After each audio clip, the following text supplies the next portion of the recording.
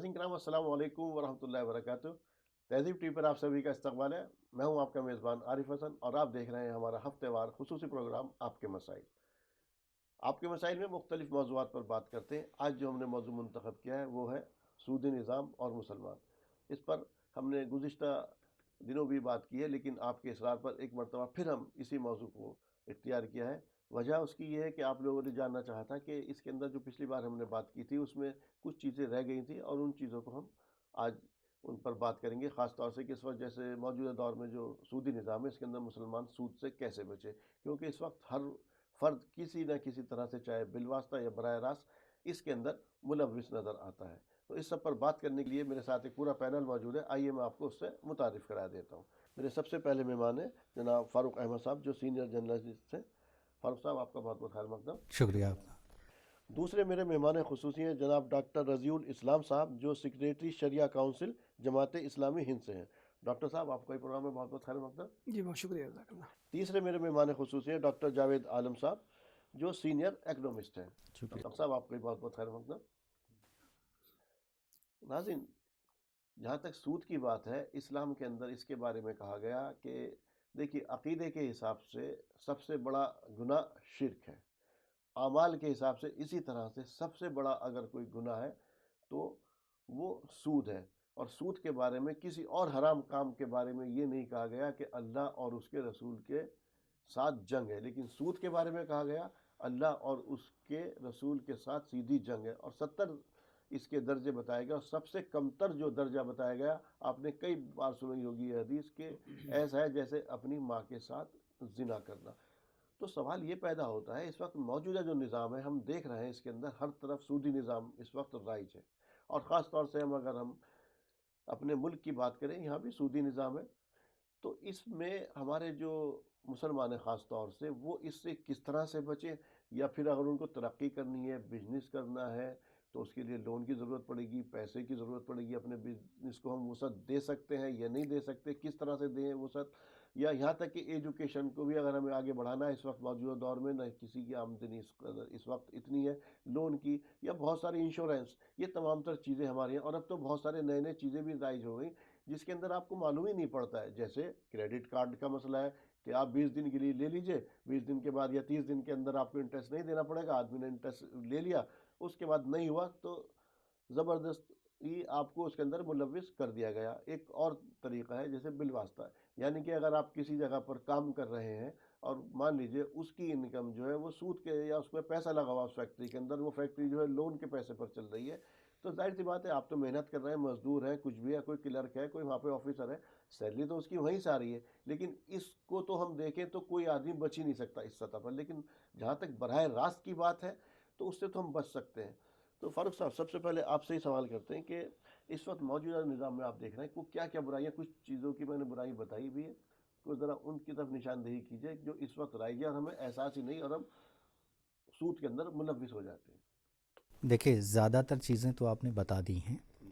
جو سود کا نظام ہے وہ اس وقت کیا بہت دنوں سے پوری دنیا میں رائج ہے، اور اس سے بچنا مشکل ہے، اس لیے کہ اللہ کے رسول کی ایک حدیث کے مطابق کہ ایک وقت ایسا ہوگا جس میں لوگ سود ایسے لوگوں پہ حاوی ہو جائے گا جو کہ مطلب اس کے غبار سے بھی لوگ، مطلب اگر بچنا بھی چاہے گا نا، جیسے ایک آدمی سگریٹ پی رہا ہے، اب سگریٹ پی رہا ہے، سگریٹ ہانیکارک ہے، لیکن اب اس کا دھواں آپ کے لیے نقصان دہ ہے، تو ایسے ہی جیسے دھواں ہوتا ہے نا، ایسے سود آپ کی ناک میں جا رہا ہے، آپ کی زندگی میں جا رہا ہے، اور آپ کو چاہے محسوس ہو یا نہ محسوس ہو، یعنی شعوری اور غیر شعوری دونوں طور سے آپ جو ہے سود کے مرتکب ہو رہے ہیں۔ اچھا، مشکل کیا ہے کہ اللہ کے رسول کی اس فرمان سے جو ہے، جو اشارہ جو ملتا ہے وہ یہ ہے کہ ظاہر ہے کہ اس میں 100% چیزیں صحیح مل رہی ہیں کہ اس وقت پوری دنیا سود سے ہی چل رہی ہے اگر دیکھا جائے تو، اور سود پر ہی ڈیپینڈ ہو گئی ہے۔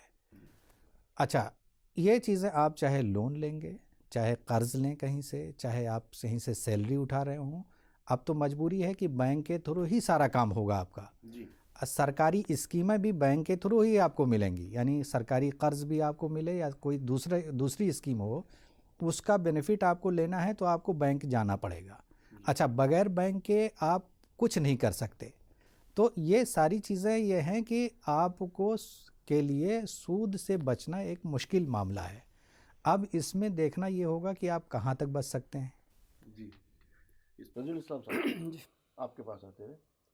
अभी जैसे शुरू में मैंने भी कहा, हम लोग इस वक्त ये समझ रहे हैं कि हम सूद में मुलविस नहीं हैं, या बिलवास्ता जिस तरह से अभी जिक्र भी हुआ इसका, कि इस तरह से इससे तो इस वक्त बचना बहुत मुश्किल है। जैसे फारूक साहब ने कहा आप सल्लल्लाहु अलैहि वसल्लम के हदीस के बारे में कि एक वक्त ऐसा आएगा कि सूद से कोई भी नहीं बच सकता। जो अपने आप को समझ रहा होगा कि मैं सूद से बचा हुआ हूँ, गुबार उसके मुंह में भी जाएगा उसका, या दुखान, जो भी लफ्ज़ आप सल्लल्लाहु अलैहि वसल्लम ने इस्तेमाल किया उसके लिए हो जाएगा। लेकिन इस वक्त बहुत सारी चीज़ें ऐसी हैं कि हम खुद मुलविस हैं उसके अंदर। वो कौन कौन सी चीज़ें, ज़रा उनकी तरफ निशानदेही कीजिए। हम मुलविस हैं सूद में। अब सूद जैसा कि बताया गया कि पूरी दुनिया में बैंकिंग का सिस्टम राइज है, उसकी वजह से हर फर्द बैंकिंग के सिस्टम से जुड़ने पर मजबूर है। अकाउंट उसको अपना खुलवाना है, तिजारत में करने की वजह से पैसे ट्रांसफ़र करने की ज़रूरत पड़ती है, अपने तिजारत को फ़रोग़ देने के लिए उसको लोन लेना पड़ता है। तो ये सब काम जो ऐसे हैं जिसमें से कि कोई शख्स अगर चाहे बचना तो भी उसके लिए बचना मुमकिन नहीं है।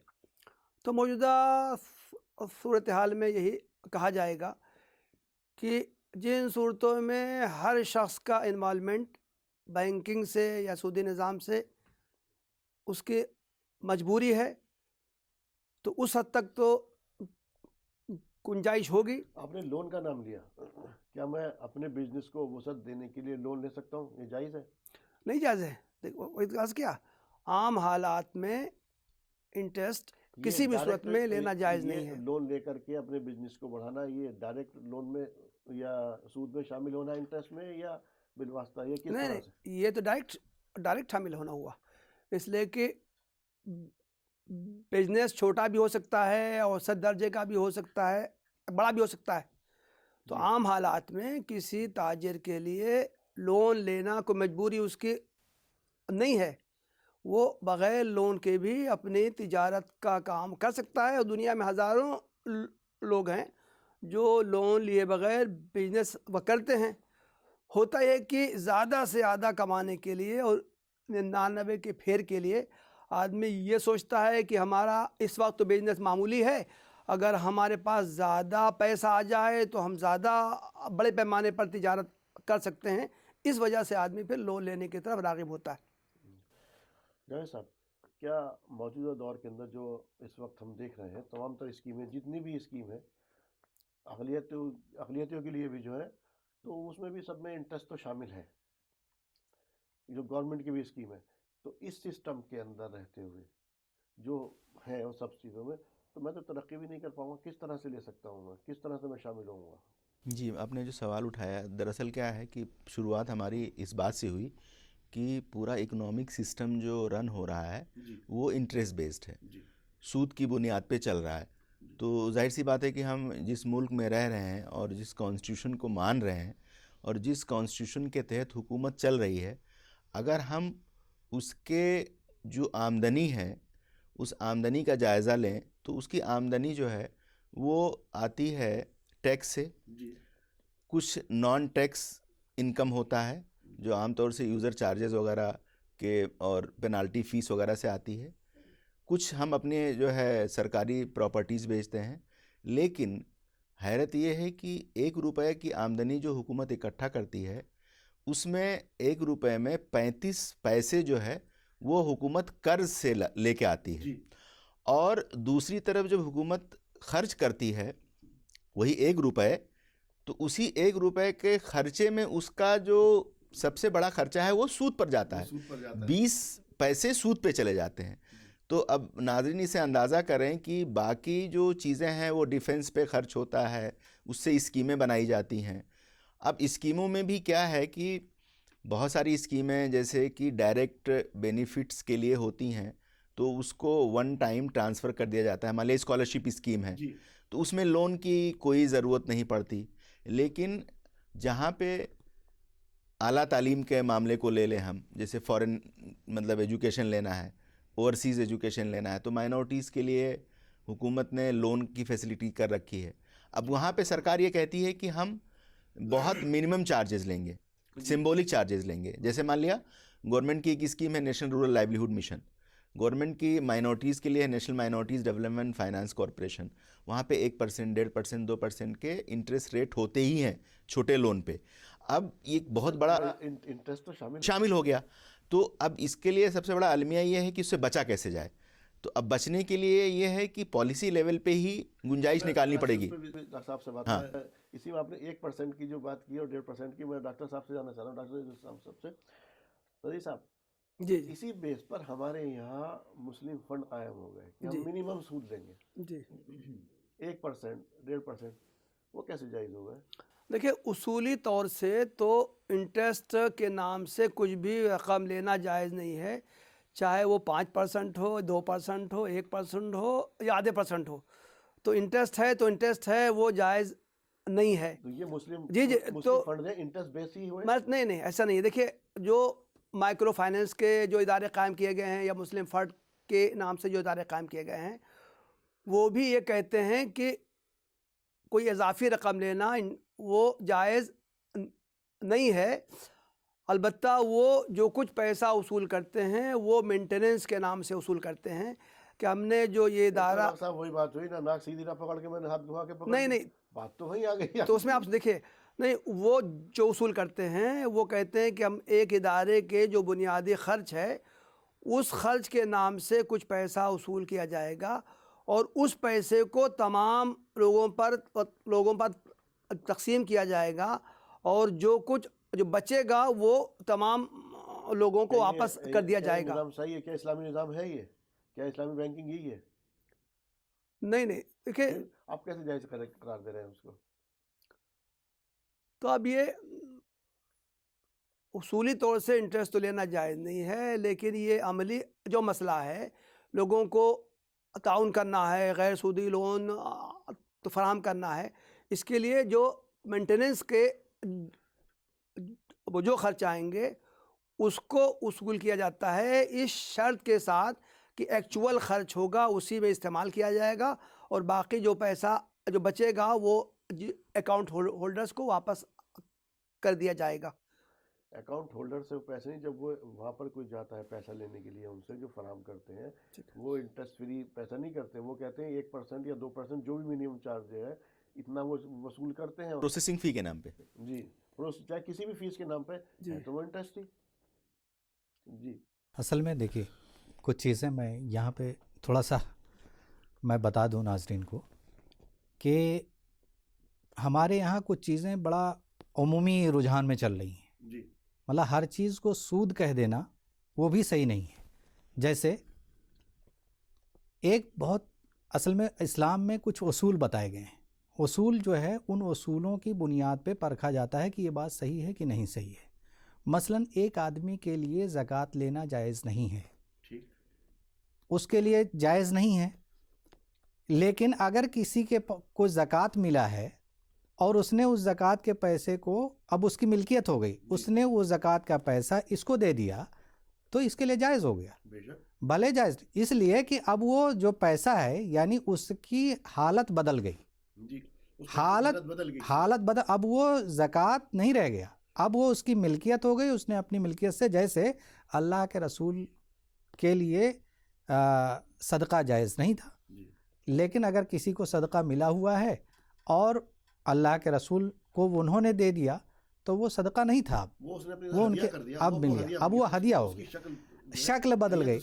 اس چیز کو بہت بنیادی طور سے, مثلاً اگر کوئی دیکھے سود, اگر سود کی بنیاد پہ سود کی شکل میں کوئی لے رہا ہے تو غلط ہے, لیکن اگر کوئی تنظیم یہ ہے یا کوئی آدمی ہے, کوئی فرد ہے, اگر وہ کسی کو وہ پوری ایک سسٹم چلا رہا ہے, جیسے بینک ہے مان لیجئے, یا اس کی کوئی جماعت ہے جو صرف وہی کام کر رہی ہے کہ یار 10 روپیہ ان کو 10 روپیہ ان کو, یا جس کو قرض ہے اس کو دینا ہے, جس کو ضرورت مند ہے اس کو دینا ہے, اب وہ نظام چلانے کے لیے ان کو ایک پیسہ چاہیے، ایک رقم چاہیے.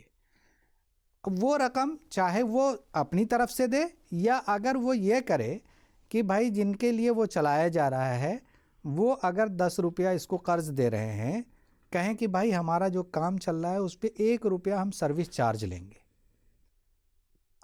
مطلب جو 1 روپیہ سروس چارج لیا، جو چارج ہے ون ٹائم، یا اس کو 1 روپے کو 2 بار میں بھی بانٹ سکتا ہے، 4 بار میں بھی بانٹ سکتا ہے کہ آپ اتنے اس حساب سے دے دیجئے. لیکن اگر وہ اس ریٹ پہ، پیسے پہ اگر سود مانگ رہا ہے تب غلط ہے.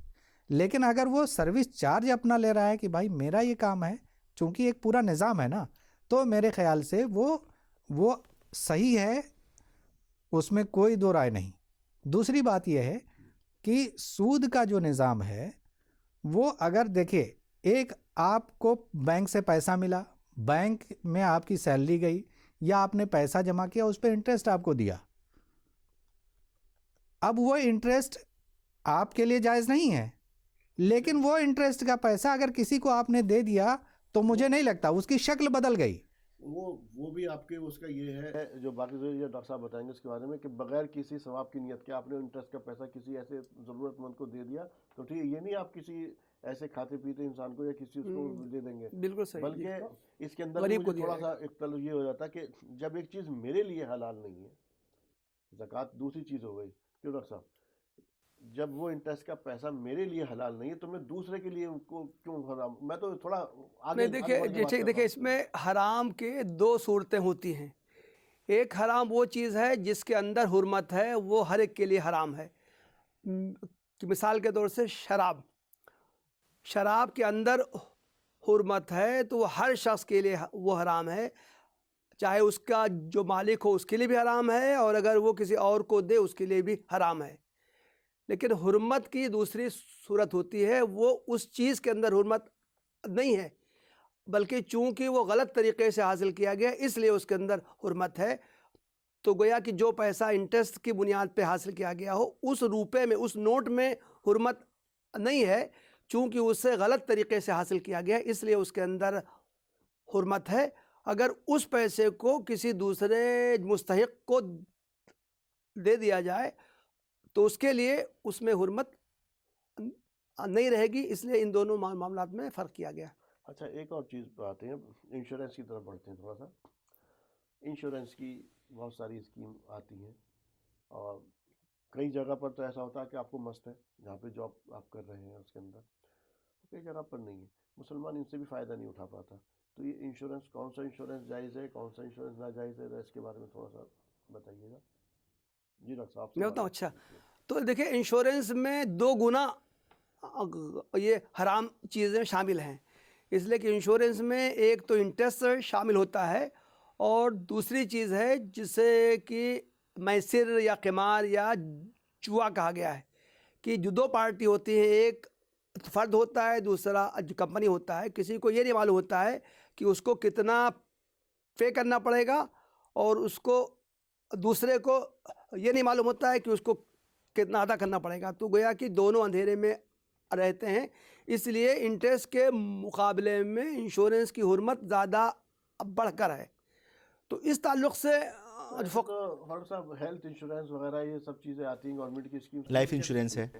نہیں تو میں کہہ دوں، دیکھیں میں پوری بات کہہ دوں. دیکھیں اسی لیے فقہا نے کہا ہے کہ جہاں جہاں انشورنس کرانا مجبوری ہو، جیسے کہ کچھ کمپنیوں نے یہ لازم کر لیا ہو کہ وہ اپنے ہر ملازم کا انشورنس لازماً کروائیں گے، تو جہاں فرد کا اختیار نہ ہو بلکہ انشورنس کروانا مجبوری ہو، تو وہاں تو گنجائش ہے کہ ملازمت کا جب وہ اصول ہے، ضابطہ ہے، تو اس کے مطابق اس کو انشورنس کروانا ہوگا. ایسی صورت میں انشورنس کروایا جا سکتا ہے. اس کے تعلق سے بھی فقہا کہتے ہیں کہ اگر آدمی صاحب حیثیت ہو تو جتنا اس نے اپنا جو قسطیں ادا کی ہوں اس سے تو وہ فائدہ اٹھا سکتا ہے، جو اس کو ایکسٹرا ملا ہے اس سے اس کو فائدہ نہیں اٹھانا چاہیے. اور جہاں اختیار ہے آدمی کا کہ وہ چاہے انشورنس کروائے چاہے وہ نہ کروائے، تو عام حالات میں اس کو فقہا نے جائز نہیں قرار دیا. صاحب اس ہیلتھ انشورنس کے اندر میں دیکھ رہا ہوں سبھی لوگ ملوث ہیں، اور جو ڈاکٹر صاحب نے کہا جس کو نہیں کرانا چاہیے، وہاں ہر آدمی کرا رہا ہے انشورنس، جی کیونکہ اس کے وہ فائدے دیکھ رہا ہے کہ آج کے دور میں علاج اتنا مہنگا ہو گیا ہے کہ ذرا سی دیر میں آپ کو 10 لاکھ روپے کی ضرورت پڑ جائے گی. کہاں سے آپ کی حیثیت تو نہیں ہے. اب وہاں پہ ایک انشورنس ہے، آپ کو گارنٹی مل رہی ہے، تو وہاں پر ہر آدمی ملوث ہو رہا ہے اس کے اندر. اب ڈاکٹر صاحب کہہ رہے ہیں کہ وہ جائز ہی نہیں ہے وہ ہیلتھ انشورنس. کیا کوئی گورنمنٹ کی ایسی بھی کوئی اسکیم؟ جی گورنمنٹ کی جو آیوشمان بھارت ہے وہ بہت بڑی اسکیم ہے، جس میں مطلب جو انڈیا میں سماجی اور اقتصادی جو سطح ہے اس سے نیچے رہنے والوں کے لیے آیوشمان بھارت اسکیم چلایا جا رہا ہے. منسٹری آف ہیلتھ اس کو رن کر رہی ہے، اور اس میں جو ہے 5 لاکھ کا جو ہے وہ اماؤنٹ. وہ ایک پرٹیکولر سماج کے لیے ہو گیا نا. نہیں اس میں مسلم بھی آئیں گے. نہیں مسلم بھی آئیں گے اس کے ہاں اندر ایک وہ اس سطح سے نیچے رہنے والوں کے لیے. ہاں ٹھیک ہے نا. اب آج کل کا جو سطح کا گورنمنٹ نے ہاں جی میڈیم کلاس آدمی کو بھی ہاں تو وہ پرائیویٹ انشورنس کے لیے جاتے ہیں. اور پرائیویٹ انشورنس میں یہ ہے کہ جیسے مان لیا کیا کہتے ہیں گورنمنٹ کے جو بہت سارے اور پرائیویٹ جو انشورنس کمپنیز ہیں، سپوز کریے کہ کوئی ایک جگہ ملازمت کر رہا ہے، تو اس مطلب کمپنی میں یا اس آرگنائزیشن نے کہا کہ جو ہے سب کے لیے ہیلتھ انشورنس کمپلسری ہے. تو پھر وہ کرتا ہے کیا آرگنائزیشن کہ وہ ایک اماؤنٹ فکس کر دیتا ہے کہ ہمارا جو مطلب آرگنائزیشن ہے یا کمپنی ہے، آپ کو 5 لاکھ روپے تک کے لیے جو انشورنس ہے ہم دیں گے. ہمارا فکس اماؤنٹ ہے کہ ہم آپ کو 12,000 روپے دیں گے. اب انشورنس کمپنیز جو ہے وہ ڈیپینڈنٹ یا ایج کے حساب سے وہ سارا کیلکولیشن کرتی ہیں. اب سپوز کریے کہ 4 لوگوں کی فیملی ہے، ان کے لیے انشورنس ہوا، اس میں 12,000 روپے تو کمپنی دے رہی ہے، لیکن اس سے ایکسٹرا جو آئے گا وہ کہتی ہے کہ آپ اپنے حساب سے پے کریے. اب انشورنس کو لے کر کے مطلب ڈاکٹر صاحب بتائیں گے کہ یہاں پہ جو انہوں نے کلیئر بھی کر دیا کہ کمپنیز نے کہا کہ آپ کو کروانا ہی ہے، تو وہاں پہ تو آپ کی مجبوری ہے، لیکن جہاں پہ بچ سکتے ہیں وہاں پہ بچا جائے. لیکن آپ کا جو سوال ہے کہ وہ ضرورت بن چکی ہے، چونکہ گورنمنٹ کے مطلب اسکیم کا فائدہ ہر کوئی نہیں اٹھا سکتا، اور ایک بڑی تعداد ایسی ہے کہ جو ہیلتھ کو لے کے بہت ولنریبل ہے. اور وہ اور خاص طور سے اور کہیں پہ بھی ہم پرائیویٹ سیکٹر کے ہاسپٹل میں جاتے ہیں تو وہاں پہ ہم 5 سے 10 لاکھ روپے ایک چھوٹی سی بیماری کو لے کر کے پے کر کے آتے ہیں. اس صورتحال میں یہ ہے کہ اگر 10-15 ہزار روپے کا یا 20 ہزار روپے کا ہم انشورنس کرا لیں تو اس سے ہم بہت مطلب ایزیلی بچ سکتے ہیں. لیکن جو اس کی نوعیت ہے اس میں یہی ہے ڈاکٹر صاحب کے حساب سے کہ بچنا چاہیے. انشورنس اپنے آپ میں مطلب وہ کروانا چاہے لائف کا ہو اور چاہے ہیلتھ کا ہو وہ ٹھیک نہیں ہے. فاروق صاحب انشورنس اسی کے بارے میں بات کر رہا ہوں آپ سے، ہیلتھ انشورنس کے بارے میں. اچھا بہت سارے لوگ جب آتے ہیں وہ ایک مثال دیتے ہیں، وہ آ کر کے وہ کہتے ہیں جب آپ کہتے ہیں نا کہ آپ فیوچر کی فکر مت کیجیے اس کے لیے کہ فیوچر کے تو اللہ ظاہر سی بات ہے. وہ کہتے ہیں جب آپ حج کے وغیرہ کے لیے جاتے ہیں اس وقت بھی اپنے گھر والوں کے لیے 2 مہینے کا 1 مہینے کا ایڈوانس میں کر کے جاتے ہیں نا، تو وہ اس طرح کی ایگزامپل دیتے ہیں. اور یہ جو آپ انشورنس کی بھی بات کر رہے تھے ہیلتھ کی تو اس سے تو مسلمان اور پیچھے سے پیچھے ہوتا ہے. کوئی راستہ اس کے بیچ بالکل جو ایک جائز راستہ اس کے اندر یقیناً نکالنے کی ضرورت ہے. دیکھیں اس میں کوئی شک نہیں کہ کچھ چیزیں جو چیزیں جو ان کی حقیقت ہے، حقیقت کے اعتبار سے جو مان لیجئے سود ہے، اگر وہ حقیقت میں حرام ہے تو حرام ہی ہے. اچھا دیکھیں دوسری بات، انشورنس کا مسئلہ کیا ہے؟ انشورنس میں کئی طرح کی چیزیں ہیں. اصل میں ایک انشورنس ایک کاروبار بھی ہے، انشورنس ایک فلاحی اسکیمیں بھی ہیں جو گورنمنٹ کی طرف سے دی جاتی ہیں. آپ بھی انشورنس کمپنی کھول لیجئے اور 10 لوگوں کو بتائیے کہ اچھا ایسا ہے، ہم آپ کو ایسا دیں گے، اور ان کو ڈرائیے کہ آپ کو اگر یار بیمار ہو گئے یا آپ کو حادثے کا شکار ہو گئے تو کیا ہوگا. اس کی بنیاد پہ ایک بڑا دھندا ہے جو چل رہا ہے، گورکھ دھندا ہے. تو یہ ایک الگ چیز ہے. لیکن یہ بتائیے آپ ہندوستان میں ایک شہری ہونے کے ناطے سرکار آپ کو جو اسکیمیں دے رہی ہے، جو جن بنیادوں پہ دے رہی ہے کہ آپ دیکھیے یہ شہری ہیں، تمام شہریوں کے لیے یہ اسکیم ہے، یہ اسکیم ہے، یہ اسکیم ہے. اب ان اسکیموں سے کون فائدہ اٹھائے گا؟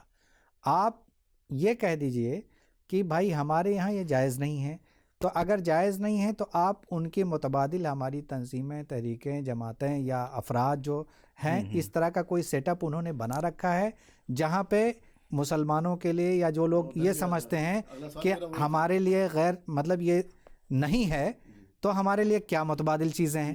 دوسری بات یہ، اگر سرکار نے کوئی اسکیم دی ہے، مان لیجئے इंश्योरेंस की कि आप ये करवा लीजिए, या आपकी कंपनी कर रही है, आपने अगर कहीं पे वो ले लिया, जॉब कर रहे हैं, जी। तो आपकी कंपनी आपको इंश्योरेंस दे रही है, हेल्थ इंश्योरेंस, और ये पूरा एक वो है, आप कहीं भी, अच्छा उसमें आपको अलग से कोई चीज़ पे नहीं करनी है, वो आपको एक स्कीम दे रहे हैं कि आपकी अगर सेहत ख़राब हो गई या कोई दिक्कत हो गई आपकी फैमिली में, तो आपके पास ये कार्ड है, आप चले जाइए, आप इलाज करवा लीजिए। अब ये आपको कंपनी दे रही है, जैसे कंपनी आपको सैलरी देती, ऐसे कंपनी आपको एक कार्ड भी दे रही है। मतलब गोया कि अगर मैं जॉब कर रहा हूँ, मेरी कंपनी मुझे इस तरह से कार्ड दे रही, तो मेरे लिए वो जायज़ है। अब मैं एक आम आदमी अब मैं बता रहा हूँ आपको, देखिए देखिए मैं बता रहा हूँ ना, मैं बता रहा हूँ, अब कंपनी दे रही है आपको, जिसमें से आपसे कुछ नहीं, जैसे आपको सैलरी देती है ऐसे एक कार्ड दे दिया, इसी तरह से सरकार आपके लिए कुछ कार्ड दे रही है कि आपको मंथली, मतलब इस हिसाब से चीज़ें अगर लेना चाहें तो ले लें। होता क्या है, बहुत बुनियादी चीज़ है, मैं ये कह रहा हूँ कि इस्लाम जो कह रहा है कि आप देखिए आपके लिए ये चीज़ें हैं जो आपकी तक़वा की बुनियाद पे, जैसे एक आदमी जैसे जैसे उसका तक़वा बढ़ता जाता है, चीज़ें बढ़ती जाती हैं, उसके लिए हालात पैदा होते जाते हैं, वो उसी हिसाब से उस पे मतलब उस पे काम करता जाता है। वो बहुत बड़ी बात कही आपने। और लेकिन इस वक्त मौजूदा दौर में जो फारूक साहब, इस वक्त जब हम देख रहे हैं, मेरे बराबर वाला, आप समझ रहे हैं, उसने लोन लिया, बिजनेस किया, ये तमाम चीज़ें, वो उसके इंश्योरेंस से उसके फ़ायदे भी उठा रहा है, वो तमाम तरह स्कीमों, तो मैं भी तो इंसान हूँ ना। नहीं, तो मैं यही कह रहा हूँ, देखिए मुसलमान मुझे भी तो चाहिए ना वो चीज़, वो फैसिलिटी। नहीं, मैं ये कह रहा हूँ, मुसलमान आम लोगों से बिल्कुल अलग है। अगर उसको ये देखा जाए, इस वक्त जो ज़रूरियात बता दी गई, मसलन इस्लाम तो ये कहता ही है कि अगर आप मजबूर हो गए, कहीं मजबूरियां हैं आपकी, तब आपके लिए बहुत सारी चीज़ें जायज़ हो जाती है। एक गरीब आदमी है, उसकी मजबूरी कुछ और है, मिडिल क्लास की मजबूरी कुछ और है, हायर क्लास की मजबूरी कुछ और है। नहीं, अब मैं आपको अब मैं बता रहा हूँ आपको पैमाना मैं बता रहा हूँ। देखिए होता क्या है, आप पंखे की हवा में रह सकते हैं, ठीक, अगर आप एसी चाहिए तब एसी के लिए आप लोन लेंगे। मैं कह रहा हूँ कि अगर आप पंखे की हवा में रह सकते हैं, किसी लग्जूरियस चीज़ के लिए लोन लेना कितना सही है। ऐसे भी आम इंसानी उसमें कर्ज जो है मजबूरी की हालत में ली जाती है, कर्ज खुशहाली में नहीं लिया जाता है। अब अगर कोई खुशहाली में ले रहा है तो वो आप देखिए, जैसे मौलाना रज़ील इस्लाम साहब ने कहा कि इस तरह की चीज़ें जो है, जो उसकी हकीकत है, अभी आप बिज़नेस आगे बढ़ाना चाह रहे हैं, आप जैसे एक कारोबार शुरू कीजिए, थोड़ा सा आपका कारोबार फैला कि आपको बैंक जाने की ज़रूरत नहीं है, बैंक के लोग आपके दफ्तर पे रोज़ हाज़िरी दिए रहेंगे कि साहब जो है आप हमारे पास ये स्कीम है, ये स्कीम है, ये स्कीम है, इन्वेस्ट कर दीजिए। मुसलमान, देखिए मैं इसीलिए कह रहा हूँ कि मुसलमान दूसरी कौमों से बिल्कुल अलग है। अब वो जब कहीं कोई कारोबार करता है, लेन देन करता है, तो उसको दसियों चीज़ें देखनी पड़ती हैं। क्या देखना पड़ता है कि जहाँ वो कारोबार कर रहा है, वो कारोबार, उसका पैसा किन चीज़ों में लग रहा है, वो कहाँ पे खर्च कर रहा है, किसको दे रहा है, कैसे दे रहा है, कैसे ले रहा है, ये एक बहुत बड़ा मामला है। और इस मामले को अगर उसके पास जिस हिसाब से तकवा होगा उतना ही जाएगा, वरना आप एक ऐसे समाज में रह रहे हैं जो पूरी तरह से उससे, जिसकी आप बात कर रहे हैं वो एक मुसलमान और मोमिन, एक मोमिन के बारे में बात कर रहा है। मैं इस वक्त मुसलमान के बात कर रहा हूँ, जो इस वक्त हमारा दौर है। तो ये देखिए, ये जिस दौर में हम रह रहे हैं, अल्लाह के रसूल की अगर हदीस के मतलब उसमें देखें, पेशीन गोइयाँ जो हैं, कि इस एक दौर ऐसा आएगा जब ईमान लोगों के गले से नीचे नहीं उतरा होगा, वो सब कुछ करेंगे, रोएंगे, गिड़गिड़ाएंगे, दुआ करेंगे, कबूल नहीं होगा। खैर आप ठीक है। अच्छा, अब इन्वेस्ट की बात आई अभी डॉक्टर साहब, पैसा कहाँ इन्वेस्ट करेंगे हम? तो नहीं, इस ताल्लुक़ से मैं दो बातें अर्ज़ कर दूं जी। एक तो ये हम चीज़ों को हराम कर दिए, हराम है, वो हराम है, वो हराम है, और उसका अल्टरनेट न फराम करें तो लोग सुनने वाले नहीं हैं। इसलिए कि ज़रूरी है कि हमको इंश्योरेंस का अल्टरनेट भी हम पेश करें। इसके लिए बाज़ मुस्लिम मालिक में इसका अल्टरनेट भी पेश किया गया है, उसको उसको तकाफुल का नाम दिया गया है। हिंदुस्तान में भी कुछ ऐसे इदारे, जमातें इस तरह का कोई सिस्टम डेवलप करें। मालूम ही नहीं पड़ता। अच्छा, दूसरी बात यह है कि ये जो हुकूमत की जो स्कीमें होती हैं, उसके बारे में उलमा ने ये कहा है کہ اگر بعض اسکیموں پر حکومت سبسڈی بھی دیتی ہے اور وہ سبسڈی اتنا ہی ہوتا ہے جتنا کہ انٹرسٹ ہوتا ہے، تو ایسی اسکیموں سے فائدہ اٹھایا جا سکتا ہے۔ تو پھر وہ تقویٰ کہاں رہ گیا جو جس کی نہیں بات تو آپ تو عملی اب میں ایک اور بات بتا دوں، معاف کریے گا، کہ دیکھیے ہوتا کیا ہے، سود ایسی چیز ہے جو بڑے ہی جیسے آپ کو دینے والا بہت مطلب آپ کو اتنا خوشنما باغ دکھا دیتا ہے کہ صاحب ایسا ہے، اس کے فائدے ایسے ہیں، اگر ایسے نہیں لیا قرض آپ کو کون آج دیتا ہے، ہم دے رہے ہیں نا، آپ کو اتنی ضرورت ہے، اتنی کون۔ دیکھیے ہمارا سماج جس حساب سے ہوتا کیا ہے، ہم نے سماج کو صحیح کیا ہی نہیں، جو ہماری ضروریات تھیں ہم نے ان ضروریات کے حساب سے اپنی چیزوں کو ڈیولپ ہی نہیں کیا۔ تو اب دقت کیا ہے کہ ہم شراب خانے میں وضو کے لیے صاف پانی مانگ رہے ہیں، تو یہ ہمارا مسئلہ ہے، یہ کسی اور کا مسئلہ نہیں ہے، یہ تو ہماری اپنی ذاتی چیز ہے کہ ہم کیسے، جیسے ہم کھانا کھاتے وقت بناتے وقت ساری چیزوں کو دیکھتے ہیں، ایسے ہم نے ان چیزوں پہ دھیان نہیں دیا، تو اب ہم چلا رہے ہیں کہ یار ہماری ضرورت ہے۔ وہ جو حضرت فاروق تعالیٰ نے کہا تھا کہ اگر کوئی آدمی جو ہے کوئی گھاس انٹرسٹ کے پیسے خرید لے اور وہ بکری جو ہے اس گھاس کو کھا لے، اس کا دودھ پینا بھی حرام سمجھتا ہوں، یا تو آپ کی تقویت وہ ہے، ٹھیک ہے۔ لیکن اب جو اس وقت موجودہ دور کے اندر میں تھوڑا سا اور آگے بڑھا ہوں انویسٹمنٹ کی طرف، اب مجھے پیسہ اپنا انویسٹ کرنا ہے، ٹھیک ہے، اب وہ کس جگہ پیسہ انویسٹ کروں میں؟ بہت ساری چیزیں ایسی ہیں جو ہم انویسٹ کرتے ہیں کمپنیز کے اندر، پیسہ شیئر مارکیٹ کے اندر پیسہ خرید، مسلمان تو بیچارہ محروم رہ جاتا ہے، کیونکہ زیادہ تر جو چیزیں ہیں ان کے اندر بھی آپ کو یہ چیز ملیں گی۔ تو انویسٹ کرنے سے پہلے کیا کیا چیزیں مجھے دیکھنی ہے؟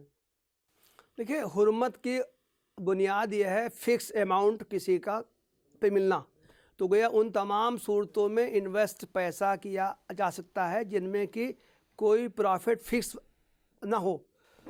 چنانچہ آج کے دور میں جو شیئرز میں جو کمپنیاں جائز چیزوں کا کاروبار کرتی ہیں تو ان کے شیئرز خریدے جا سکتے ہیں، یہ علماء نے جو جائز کمپنی کا جی جو حرام کام نہیں کرتی ہیں۔ موجودہ دور میں کتنی کمپنیز ایسی ہیں جس کے اندر انٹرسٹ شامل نہیں ہے؟ نہیں مثال کے طور سے کوئی کمپنی جو ہے وہ دواؤں کا صرف کاروبار کرتی ہے، تو اس کے یہ شیئرز خریدے جا سکتے ہیں۔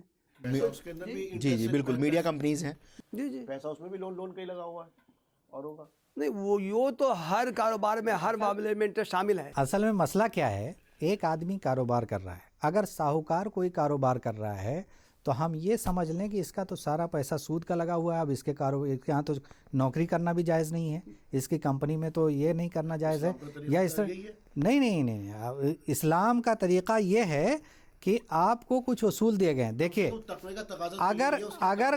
اگر کوئی ساہوکار بھی آپ کو ایسے بغیر سودی قرض دے رہا ہے تو آپ لے سکتے ہیں، کیوں، کیا دقت ہے اس میں؟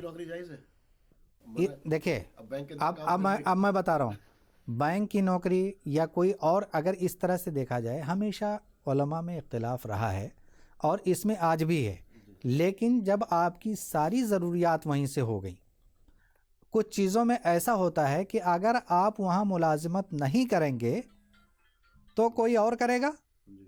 اچھا دوسری بات، سرکاری ہیں، بہت سارے ادارے ہیں جہاں پہ یہ چیزیں چل رہی ہیں، اگر ایسے دیکھا جائے تو بھائی جو سودی کاروبار ہے اس کا لینا، اس کو دینے والا، اس کو لکھنے والا سارے لوگ اس سے نہیں ہیں۔ اسی لیے میں کہہ رہا ہوں یہ تقویٰ کی بنیاد پہ ہے کہ آپ کے پاس راستے بہت ہیں، آپ سارے راستے ڈھونڈ لیجئے، جو اگر آپ کو کوئی مشکل نہیں ہے کہ آپ کو راستے اگر اس کے علاوہ ڈھونڈیں تو ملیں گے نہیں، اگر آپ جو ہے مجبور ہیں کہ بھیا اب اس کے علاوہ ہمارا کچھ گزارا ہی نہیں ہو سکتا تو مفلوج ہو گئے تو کیا کریں۔ ہاں ڈاکٹر صاحب، جاوید صاحب، موجودہ وقت میں مسلمان کس طرح سے اس نظام کے اندر فائدہ بھی رہے اس کو اور اس کی مین اسٹریم میں شامل بھی رہے، کیسے فائدہ اٹھا سکتا ہے اور اسے کہیں نہ کہیں اس چیز کو احساس نہ ہو کہ اسلام نے مجھے باندھ دیا ہے؟ اس کے لیے دیکھیے کوششیں ہوئی ہیں، جیسے مان لیا گورنمنٹ کے جو اسکیمز اور پروگرام ہیں ایک الگ چیز ہے، بٹ بینکنگ سسٹم کو لے کے اگر آپ بات کریں تو چونکہ ہمارے یہاں RBI جو سب سے اہم ادارہ ہے جو پورے بینکنگ سیکٹر کو ریگولیٹ کرتا ہے اور مونیٹری پالیسی کی اس کی ذمہ داری ہے، اس نے ایک کمیٹی بنائی تھی، اور جب رگھورام راجن صاحب جو ہے گورنر ہوا کرتے تھے، اور اس میں اس کمیٹی نے یہ کہا تھا کہ ہم ایسے انسٹرومنٹس بھی انٹروڈیوس کریں جہاں پہ مسلمس کو اٹریکٹ کیا جائے. اس کی وجہ کیا ہے کہ یہاں پہ قریب قریب 15% آبادی مسلمانوں کی ہے. اسی طرح سے ان کے بزنسز کے لیے بھی ہم کوشش کریں کہ ایسا انٹرسٹ فری ونڈو کی بات ہوئی تھی, انٹرسٹ فری ونڈو کی بات ہوئی تھی. اور کیرلا گورنمنٹ نے اس چیز کو لے کر کے ایک کارپوریشن بھی بنایا ہے, Kerala industrial development finance corporation, جہاں پہ وہ لوگ جیسے ہم لوگ بات کر رہے تھے کہ جو سروس یا پروسیسنگ چارجز کے علاوہ وہ انٹرسٹ نہیں لیتے ہیں اور وہ لوگوں کو انویسٹمنٹ کے لیے لون پرووائڈ کرتے ہیں. تو یہ چیزیں کچھ تو انڈیا میں شروع ہوئی ہیں, بہت سارے جو ہے چھوٹے چھوٹے لیول پہ مائکرو فائنینسنگ ایجنسیز بھی ہیں, بٹ الٹیمیٹلی جو مطلب پورا سسٹم ہے نا وہ انٹرسٹ بیسڈ ہے. تو اسی لیے بہت سارے ادارے سسٹین نہیں کر پاتے. یا تو ایک سب سے اہم چیز جیسے ہم تقویٰ اور ایمان کی بات کر رہے ہیں, تو جو لوگ لون لے رہے ہیں وہ بھی خود اتنے ایماندار ہوں کہ اس کو ری پے کریں. اب ڈیفالٹ کی سچویشن میں کیا ہوتا ہے, ڈیفالٹ کی سچویشن میں پھر وہ کمپنیز ڈوبنے لگتی ہیں جہاں پہ انٹرسٹ کا سسٹم نہیں ہے. اور میں یہ بھی نہیں کہہ سکتا ہوں کہ جہاں پہ انٹرسٹ کا سسٹم ہے وہاں پہ بھی ڈیفالٹ نہیں ہوتا ہے, یہ بھی میں ایک ساتھ میں کہوں گا. اس لیے کہ بہت ساری جو مائکرو فائنینسنگ ایجنسیز ہیں وہ 25% 30% انٹرسٹ مطلب چکانا پڑتا ہے ان کو, لوگوں کو اپنے انویسٹمنٹ پہ. بٹ یہ ہے کہ ہمیں ماڈلس دیکھنی چاہیے, بٹ براڈر جو چیلنجز ہیں کہ پورا نظام جیسے میں نے کہا پوری گورنمنٹ جو ہے وہ اپنے چلانے کے لیے 20% سود ادا کرتی ہے اپنے خرچے میں, اور مطلب 35% ان کا لون پہ گورنمنٹ اپنے انکم کا سہارا لیتی ہے لون سے. تو ایسی سچویشن میں یہ ہے کہ براڈر لیول پہ تو چیزیں رہیں گی, بٹ ہم کمیونٹی لیول پہ ایسے ایفرٹس بنائیں, گورنمنٹ کو کنونس کریں. گورنمنٹ نے 1-2 بار سنا بھی ہے, اور اپنے جو مطلب ذاتی طور پہ اپنے ادارے بنائیں اور ان کو چلانے کی کوشش کریں. لیکن ہر چیز کی بنیاد جو ہے ایمانداری اور تقوی پہ ہے. اگر وہ مسنگ ہے تو پھر چیزیں آگے نہیں بڑھیں گی. وہ چھوٹی چیزوں میں ذرا سا مجھے بتائیے, جیسے ایجوکیشن کے معاملے ہاں میں یا اس وقت میں جی مسلمان جو ہے کم سے کم انٹرسٹ سے بچتے ہوئے جو گورنمنٹ کی کچھ اسکیم ہے ان سے کس طرح سے فائدہ حاصل کر سکتا ہے یا کس طرح فائدہ اٹھا سکتا ہے جی گورنمنٹ کی جی جیسے دیکھیے مطلب جو تعلیم کو لے کر کے ہے, تو ظاہر سی بات ہے کہ تعلیم میں ادارے گورنمنٹ کے ہیں, اس میں ہمیں داخلے کے لیے کوئی پابندی نہیں ہے, چاہے جیسے مطلب اسکولنگ کے ہوں یا یونیورسٹی سسٹم ہائر ایجوکیشن کے ہوں. گورنمنٹ کے یہاں اسکالرشپ کے انتظام ہے مینٹیننس کے لیے, اور گورنمنٹ کے یہاں لون کی بھی فیسلٹیز ہیں. یہ بھی چیز ہے کہ وہ بینکوں کے ذریعے ایجوکیشن لون کی بھی سہولتیں ہیں. لیکن تمام اسکالرشپ انٹرسٹ ہوتا ہے جی اس میں بھی انٹرسٹ ہاں جی اس میں انٹرسٹ ہوتا ہے, انٹرسٹ منیمل ہوتا ہے لیکن انٹرسٹ ہوتا ہے. تو اب رہا معاملہ یہ کہ جیسے بات ہو رہی تھی کہ ہم بچیں کیسے, تو عام طور سے جو انڈیا میں ایجوکیشن لینے کے لیے اسکالرشپ ہیں, post matric scholarship for minorities ہے, یا دوسرے اور گورنمنٹ کے اسکالرشپ پروگرامس ہیں جہاں پہ مطلب گورنمنٹ پیسے پے کر دیتی ہے, اس پہ کوئی انٹرسٹ نہیں لیتی. لیکن گورنمنٹ نے ادرس مطلب ونڈو کھول رکھا ہے کہ آپ بینکوں سے بھی جا کر کے اگر آپ چاہیں پرائیویٹ انسٹیٹیوشن میں پڑھ رہے ہیں تو آپ کو لون کے بیسس پہ بھی آپ جو ہے گورنمنٹ سے ایجوکیشن کے لیے لون لے سکتے ہیں. بٹ گورنمنٹ نے اسکالرشپ الٹرنیٹیو کر رکھا ہے, تو ہمیں کوشش کرنا چاہیے کہ ہائر ایجوکیشن کے لیے یا جو مطلب یعنی اسکول ایجوکیشن کے لیے جو اس کی اسکالرشپ اسکیمس ہیں ان کا ہم فائدہ اٹھائیں اور اسی کے بیسس پہ اپنی تعلیم کو جاری رکھیں. دوسری صورت یہ ہے کہ ہمارے کمیونٹی کے پاس پیسے ہیں. مگر ڈاکٹر صاحب تو ہم منع کر رہے ہیں لون کے لیے. نہیں لون کی بات میں لون بھی وہ لون ہاں ایجوکیشن لون تو اس میں بھی انٹرسٹ ہے. ہاں جی جی اور ڈاکٹر صاحب منع کر رہے ہیں اس کے لیے. دیکھیے علماء نے ایجوکیشن لون پر باقاعدہ اجلاس ہوا ہے. اسلامک فقہ اکیڈمی جی جو مسلمانوں کا ایک معتبر ادارہ ہے, ایک نئے مسائل میں وہ فیصلہ کرتا ہے, اس نے ایجوکیشنل لون پر بھی باقاعدہ ایک سیمینار کیا تھا. اس میں اس نے 3 باتیں کہی ہیں. ایک تو یہ کہ انٹرسٹ ہر صورت ناجائز ہے. دوسری بات یہ کہی ہے کہ تعلیم انتہائی ضروری ہے, اس لیے مسلم اداروں کو NGOs کو ایسے لون فراہم کرنے کی کوشش کرنی چاہیے جس میں کہ انٹرسٹ نہ ہو. اور تیسری بات یہ بھی کہی ہے کہ اگر کوئی شخص کوشش کرے غیر سودی لون حاصل کرنے کی نہ حاصل کر پائے تو بدرجہ مجبوری اعلیٰ تعلیم حاصل کرنے کے لیے وہ سودی قرضہ حاصل کر سکتا ہے. صاحب ایک ریڈ لائن دیجئے, یہ مجبوری جو ہے لفظ یہ ہر ایک, میں نے کہا نا پیچھے مجبوری ہر ایک کسی کی الگ ہوتی ہے. ٹھیک ہے. میں لاسٹ اس میں آ رہا ہوں, اسی جگہ پہ کوئی ریڈ لائن بتائیے کہ اس ریڈ لائن کو اب ہم عبور نہیں کر سکتے, یہ ہماری ریڈ لائن نہیں ہے. دیکھیے, آپ کی بات صحیح ہے کہ مجبوری ہر شخص کی الگ الگ ہو سکتی ہے. جی ایک آدمی جو بالکل بلے مین ہے, اس کا چند ہزار میں اس کا کام چل جائے گا. دوسرا آدمی جو اوسط ہے, اس کے لیے زیادہ رقم کی ضرورت ہوگی. اعلیٰ تعلیم کوئی حاصل کرنا چاہتا ہے, وہ چند سو یا چند ہزار میں اس کا کام نہیں چل پائے گا. تو تمام ہر طبقے کے لوگوں کے لیے ایک لائن کھینچنا تو شاید یہ ممکن نہیں ہوگا. ہر شخص خود فیصلہ کرے کہ وہ مجبوری کے دائرے میں آ گیا ہے یا نہیں آ گیا. دیکھیے, اگر ہم ہر ایک کے ضمیر کو بیدار کر دیں کہ سود انتہائی سخت اس کے بارے میں وعیدیں آئی ہیں, اس لیے حتی الامکان اس سے بچنے کی کوشش کرنی چاہیے. اگر یہ احساس ہر مسلمان کے دل میں پیدا ہو جائے تو خود اس کا ضمیر اس کو روکے گا یہ بلا ضرورت سود. دیکھیے, ہمارے یہاں جو ہے تعلیم کے مواقع گورنمنٹ انسٹیٹیوشنس میں ہیں, گورنمنٹ ادارے میں ہیں. گورنمنٹ کی زیادہ تر اسکالرشپ جو ہے وہ انٹرسٹ فری ہیں. ہائر ایجوکیشن کے لیے جو فارن یونیورسٹیز ہیں وہ اسکالرشپ خود دیتی ہیں میرٹ کے بیسس پہ.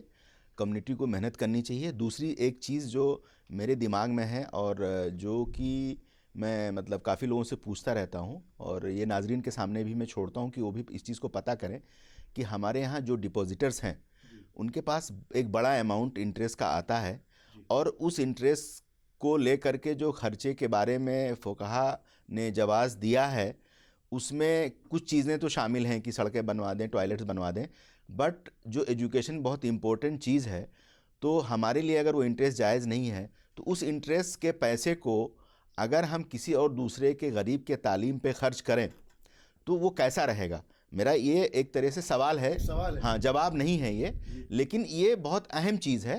اور اس چیز کو لے کر کے مطلب میں نے ذاتی طور پہ لوگوں سے بات کیا ہے, اور ایسے بہت سارے لوگوں کو مطلب جب داخلے کی ضرورت ہوتی, فیس کی ضرورت ہوتی ہے کہ جہاں پہ BCA MCA یا دوسرے کورسز انجینئرنگ کے ہیں جہاں پہ ون ٹائم 1 لاکھ روپے کی ضرورت ہوتی ہے, کیا ہم 10-20 لوگ مل کر کے جو ڈپوزٹرز ہیں جن کے انٹرسٹ کے پیسے ہیں, کیا اس پیسے کو اس غریب کے تعلیم کے فیس میں ڈال سکتے ہیں جہاں پہ کہ گورنمنٹ سے لون لینا پڑتا, اس کو انٹرسٹ پے کرنا پڑتا, اس کے بجائے وہ جو ڈپوزٹرز ہیں ان کے انٹرسٹ کو کیسے استعمال کیا جا سکتا ہے. تو ایک موقع یہ بھی مطلب میں چھوڑ رہا ہوں.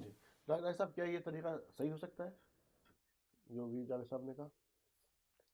کسی آدمی کا پیسہ رکھا ہوا ہے بینک کے اندر, اس کے اندر انٹرسٹ آ رہا ہے اس کو, اب اس پیسے کو جی کسی تو غریب کی ایجوکیشن ٹھیک ہے. پر دیکھیے, استعمال کر دے. فقہا یہ کہتے ہیں کہ انٹرسٹ کا پیسہ بینک میں چھوڑنا بھی مناسب نہیں ہے. جی جی آدمی اس کو خود بھی استعمال نہیں کر سکتا ہے, تو ظاہر ہے کہ اس کو لے کے آدمی کسی بھی غریب کو دے سکتا ہے. آدمی کسی غریب کو مالک بنا دے, وہ اس کو اختیار دے دے کہ وہ اس کو اپنے ضرورت کے کسی بھی کام میں استعمال کر سکتا ہے. اس کے لیے یہ بتانا بھی ضروری نہیں ہے کہ یہ میں تم کو انٹرسٹ کا پیسہ میں دے رہا ہوں. جو دے رہا ہے وہ یہ سمجھے کہ ہاں واقعی وہ مستحق ہے, تو اس کو پیسہ بغیر انٹرسٹ کے نام لیے ہوئے بھی پیسہ وہ دیا جا سکتا ہے. ایک چیز پر بات کرنی تھی انسٹالمنٹ پر, اس پر بس, لیکن اس کے بہت مختصر میں انسٹالمنٹ کے لیے جو لیے دی جاتی ہیں چیزیں وہ کیسے جائز ہیں, جائز ہیں یا ناجائز ہیں, وہی سوال آپ سے. دیکھیے, فقہا نے کہا ہے کوئی چیز ہو اس کی 2 قیمتیں متعین کی جا سکتی ہیں, ایک تو نقد پیمنٹ کی صورت میں, دوسرے ادھار پیمنٹ کی صورت میں. لیکن فقہا یہ کہتے ہیں کہ جس وقت معاملہ ہو رہا ہے اسی وقت یہ طے ہو جانا چاہیے کہ یہ چیز ادھار خریدی جائے گی یا یہ کہ وہ نقد خریدی جائے گی. اگر کسی چیز کے ادھار کا معاملہ طے ہو گیا ہے تو اس کی قیمت نقد کے مقابلے میں کچھ زیادہ کی جا سکتی ہے. 100 روپے ادھار لیے, 15 دن کے بعد یا 6 مہینے بعد میں آپ کو 150 روپے آپ مجھ سے لیں گے, تو یہ بھی تو طے ہو گیا معاملہ. کیش کو ادھار پہ زیادہ لینا یہ نہیں جائز ہے, سامان کو ادھار پہ لینے پہ جائز ہو سکتا ہے. قیمتی ہے, نہیں قیمت نہیں, نقد روپیہ کو دے کے اس پر اضافہ لینا جائز نہیں ہے. یہ فقہا کا اصول ہے. روپیہ کو دیکھ کے، سونا کو دیکھ کے، چاندی کو دیکھ کے اس پہ زیادہ لینا جائز نہیں ہے. کوئی سامان ہو تو سامان کی قیمت الگ الگ ہو سکتی ہے، نقد کی الگ ہو. یہ 6 مہینے میں جو 5 روپے قیمت بڑھے وہ کہاں جائیں گے؟ وہ کیا ہے؟ نہیں، میں نے عرض کیا نا، سامان کو بیچنے میں قیمت اس کی نقد طریقے کے ہو سکتی ہے. مقابلے میں بڑھائی جا سکتی ہے، وہ زیادہ ہو سکتی ہے. لیکن دیکھیے کوئی سامان آدمی کے بدلے میں، گلاس کے بدلے میں کچھ اور، یا سونے کے بدلے میں چاندی، وہ تو سمجھ میں آنے والی بات ہے. لیکن یہی گلاس مجھے 6 مہینے بعد 15 روپے کا کیوں ہے میرے لیے؟ یہ سمجھنا، کیونکہ اس پر ہمارے پاس بہت سارے زیادہ سوالات آتے ہیں ہمارے. اس لیے میں سوال کر رہا ہوں، کیونکہ بس آخر بار ہوں دیکھیے پروگرام کے. سود کی تعریف کیا ہے، سود کیوں حرام ہے؟ تو ہر چیز کو بعد میں زیادہ قیمت پہ لینا وہ سود نہیں ہے، وہ حرام نہیں ہے. سود کی تعریف یہی ہے کہ کیش پیسہ ہو، سونا ہو، چاندی ہو، یا اس طرح کی موجودہ چیزیں. دور کے اندر فاروق صاحب، جو اس وقت ہم انسٹالمنٹ پہ لیں گے، اگر میں انسٹالمنٹ نہیں کر پایا، چاہے آپ کتنا ہی کر لیجیے، آپ نے سوچ لیا کہ میں تو کروں گا، اور اگر نہیں کر پایا تو پھر انٹرسٹ لگ جائے گا. جی اس کا نام تو وہ انٹرسٹ تو ہی دے گا جائز ہے. موجودہ دور کے اندر. دیکھیں کچھ چیزیں ہیں. سود کیا ہے؟ سود پہ تو سختی سے منع کیا گیا ہے کہ اس کو، سود کی شکل کیا ہوتی ہے، اس پہ زیادہ سے زیادہ کرنا. مطلب کبھی ایک وقت ایسا آتا ہے کہ آپ سود کا سود ادا کر رہے ہوتے ہیں اور نقد ویسے کے ویسے بنی رہتی ہے رقم، تو وہ ایک الگ چیز ہے. دیکھیے دوسری چیز، شیطان جو ہے وہ فقر و فاقہ سے ڈراتا ہے، اور اللہ تعالیٰ غنی ہے.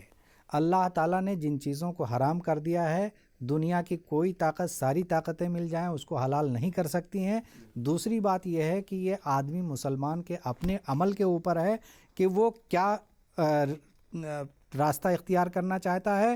اللہ کی حرام کردہ چیزوں کو جائز قرار دینا چاہتا ہے، یا اس کی حرام کردہ چیزوں کو حرام ہی رہنے دینا چاہتا ہے. دوسری چیز، رسول کے پاس طاقت نہیں تھی کہ وہ اللہ کی حلال کردہ چیز کو حرام کر دیں. رہی بات کہ جس طرح کی چیزوں میں ہم رہ رہے ہیں، جہاں پورا سماج اس طرح کی چیزوں میں ملوث ہے، ہمیں اپنے آپ کو دیکھنا چاہیے. جیسے ہمارے فاضل مقررین نے کہا، اور ڈاکٹر صاحب نے اور اس نے، کہ یہ اس طرح کی چیزیں ایسی ہیں کہ اگر آپ انٹرسٹ والے ادارے بھی ڈوب رہے ہیں، غیر انٹرسٹ والے ادارے بھی ڈوب رہے ہیں، تو ایسی چیزیں نہ کریں. مسلمانوں کو، ہر فرد کو اپنی طرح سے، یا پوری مسلم کمیونٹی کو اجتماعی جو شکل ہوتی ہے اس سے نکلنے کا راستہ تلاش کرنا چاہیے. بحالت مجبوری اگر کسی کو لگ رہا ہے کہ مر رہا ہے تو اس وقت میں تو خیر جائز ہے، کوئی فمن اضطر غیر باغ ولا عاد فلا اثم علیہ. تو جس نے، اگر اس نے، اس کے اندر یہ چیز شامل ہے کہ اگر بحالت مجبوری جس میں آپ کو لگ رہا ہے کہ اب آپ فقر و فاقہ اور مجبوریوں میں پس جائیں گے، تب آپ کے لیے کچھ چیزیں جائز ہو جاتی ہیں. یہی صورت چاہے سود کی ہو یا کسی اور بھی چیز کی ہو، مسلمانوں کو اس پہ غور کرنا چاہیے. پوری کمیونٹی کو غور کرنا چاہیے کہ اس کے دوسرے متبادل کیا ہو سکتے ہیں، کس طرح سے ہم اپنے بچوں کو پڑھا سکتے ہیں، کس طرح سے ہم کاروبار کر سکتے ہیں. بس ایک لائن میں، متبادل تلاش کرنے کی ذمہ داری کس کی؟ جی ڈاکٹر صاحب آپ سے بات. متبادل، دیکھیں قرآن مجید میں صاف کہا گیا وفی اموالہم حق معلوم للسائل والمحروم. تو مالیات کے میدان میں ظاہر ہے کہ انسانوں کی ضروریات، مسلمانوں کی ضروریات پوری کرنے کے تعلق سے متبادل فراہم کرنے کی ذمہ داری صاحب حیثیت لوگوں پر ہے، باشعور لوگوں پر ہے، جن کے پاس سرمایہ ہے، ان لوگوں کے اوپر عائد ہوتی ہے کہ وہ ایسے ادارے قائم کریں، ایسی سہولیات فراہم کریں کہ جس سے عام اور ضرورت مند مسلمانوں کی ضرورت پوری ہو. ہاں، میرا تو یہ کہنا ہے کہ چونکہ ہم ایک ڈیموکریٹک کنٹری میں رہ رہے ہیں، اور جہاں پہ کانسٹیٹیوشن ہمارے تمام جو ضروریاتی زندگی ہے اس کی گارنٹی لیتا ہے، تو ایسی صورتحال میں ہم اپنے کمیونٹی لیول پہ جو کوششیں ہیں وہ تو بالکل ضرور کریں، بٹ حکومتی سطح پہ بھی جو پالیسیز ہیں ان پالیسیز کو بھی ہم کسی طرح سے یہ کوشش کریں کہ اس کو متاثر کیا جائے کہ پرٹیکولر کمیونٹی کی، خاص کمیونٹی کی یہ نیڈ ہے، وہاں پہ اس کے لیے یہ چیلنجز ہیں، حکومت اس کو سنے. اور مجھے لگ رہا ہے کہ اس کی کوششیں ہمیں جاری رکھنی چاہیے.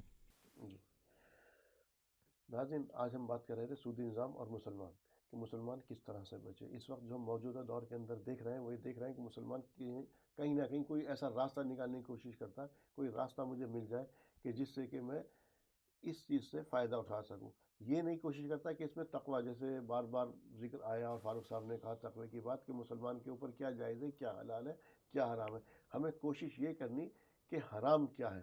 اور مجبوری کے نام پر آپ کچھ بھی اپنے لیے اپنی آپ کسی مجبوری کچھ ہو سکتی, کسی کی مجبوری کچھ ہو سکتی, لیکن آخرت میں جواب دہی وہ آپ کی ہوگی نہ آپ کی مجبوری کی. وہاں اللہ تعالیٰ آپ سے یہی معلوم کرے گا, یہ نہیں کرے گا کہ یہ مجبوری آ گئی تھی تو یہ کر لیا یہ کر لیا. حلال اور حرام ہر چیز واضح ہے, اور کہا گیا کہ اگر کسی کو فتویٰ لینا اپنے دل سے لے لیا کرو. تو آپ خود سوچئے کہ کیا چیز آپ کے لیے حلال ہے, کیا چیز آپ کے لیے حرام ہے. دنیا فانی ہے, سب کو جانا ہے یہاں سے. آپ سبھی لوگوں کا پروگرام میں شمولیت کے لیے تہہ دل سے شکریہ. جی بہت شکریہ, اللہ اللہ. ناظرین, آپ کے مسائل میں آج اتنا ہی. اسی کے ساتھ اپنے میزبان کو دیجیے اجازت. السلام علیکم ورحمۃ اللہ وبرکاتہ.